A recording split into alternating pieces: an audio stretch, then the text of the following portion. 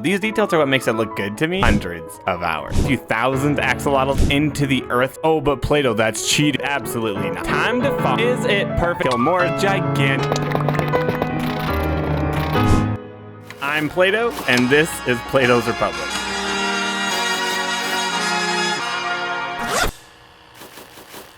We've really accomplished so much in the last couple weeks. We built up this central tower, got in our first beautiful wall. We outlined a whole bunch of things, including the bell towers here, outlined the astronomy courtyard, and even gotten started on this beautiful clock tower, which I'm actually super excited to get this build in. The reason this clock tower is so important is because it leads directly to Hagrid's hut. This is that long winding bridge they blow up in the last movie, and Hagrid's hut will be down here somewhere. Not to mention the night sky in the Great Hall. I love this. We really have so much to be proud of with this journey, and I can't wait to see where we go from here. Oh yeah, also, it's very dark down here, very dangerous. As you can see, there are many mobs that need to be taken care of, so we should probably light this up at some point. There's a problem with building above the ground, right? I messed up. Welcome to Hogwarts.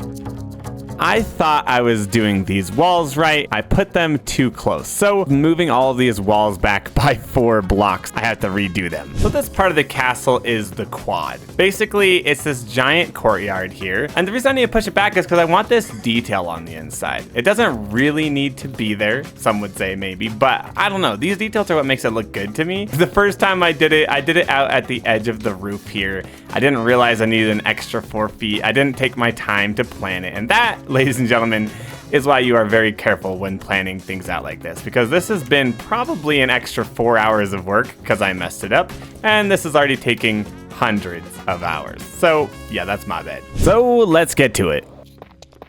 But first, we've been trying to get a blue axolotl since the dawn of time. I've probably bred, I don't know, maybe a few thousand axolotls. It's ridiculous. So in each video, I'm going to be attempting to do one more try, because someday we will get this blue axolotl. I know it's old news at this point, but you know what? I'm never giving up. Alas, today is not the day. This quad we're building right now is actually quite an interesting part of the castle. In the first couple movies, it's like a very dropped down deep into the earth type of courtyard, and there's actually a lot of really pretty detail down there at that point in the movies. But for some reason, in the later movies, they decided to raise up the floor, get rid of all the detail, and have it just a flat courtyard that you can walk through that tunnel directly into. Both versions are pretty unique and interesting, but I've kind of decided I want the best of both worlds. I'm going to raise it up so you can walk directly in there through the tunnel, but I'm still going to be building the walls around the edges that add a nice little overhang and a lot of interesting detail. Oh, but Plato, that's cheating. That's not how the real Hogwarts is.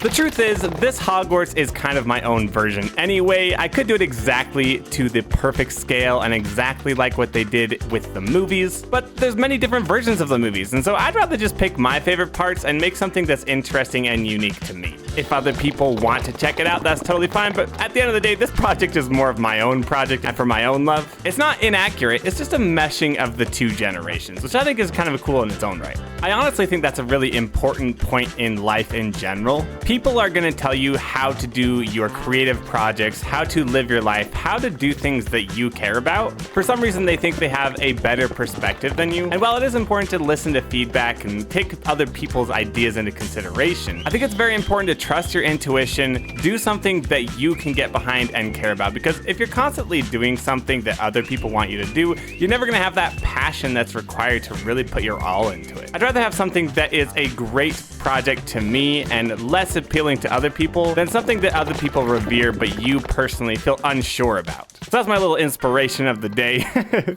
And just like that, we have now moved all of the walls backward. Does this mean we're done with this courtyard? Absolutely not.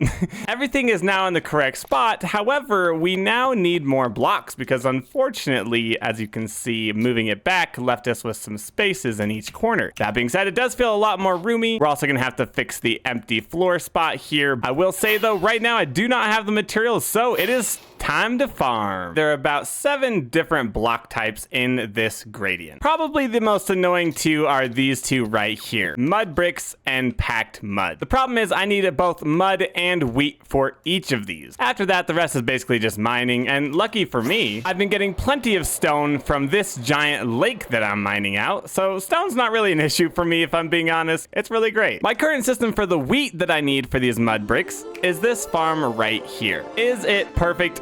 No, not really. But it is more efficient than mining it by hand all the time. Hit the switch, kill the zombie, let the water push all of the wheat down, kill more zombies, and then the annoying part, replanting all of the wheat. Could I find a more automated version of this? Probably somewhere. Am I gonna do that?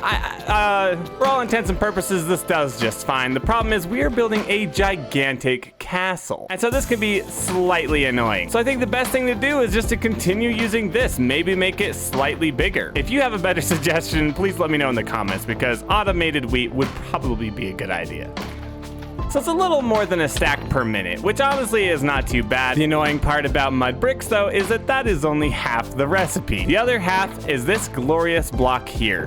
Mud. And while mud is a really nice looking block, the farms that I've made for some reason like to break. And so I tore them down, and my current method is just to go mine it out at the mangrove swamp biome, which honestly is not too bad. It's an instant mineable block. Combine the two, and boom, you have yourself a bunch of packed mud. And mud bricks, of course.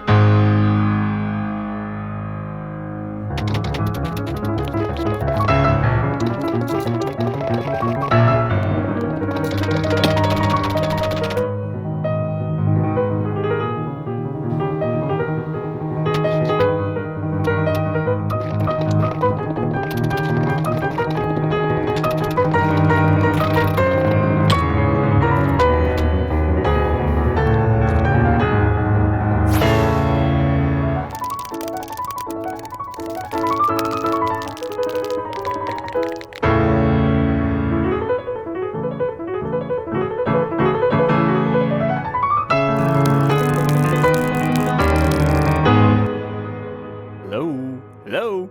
Are you okay? You got knocked out by a bludger. Oh, by the way, Billy paid me $32.45 to tell you. Singlbit.com on top. Thanks for sponsoring the video, buddy. Anyway, you should know that the world download for Hogwarts is free in the Discord. It's linked in the description so you can be lazy and click instead of type. So you know how you're supposed to survive in Minecraft? Yeah, I don't do that. In fact, I don't do that a lot. So consequently, I lose stuff a lot. So in an effort to combat that and not rage, I'm going to be putting together a backup item each episode, just like my 8th wand here. So what did we accomplish today? We fixed our broken courtyard, did not breed a blue axolotl, we planted some wheat, made some packed mud, worked on this dope castle. Dang, that was actually a lot. And oh, how beautiful this courtyard is. I'm very proud of what we've accomplished today, but we're not done. Click this video for episode 2 of Plato's Republic, the crazy guy who's building Hogwarts. Thanks to my Patrons for making all of this possible.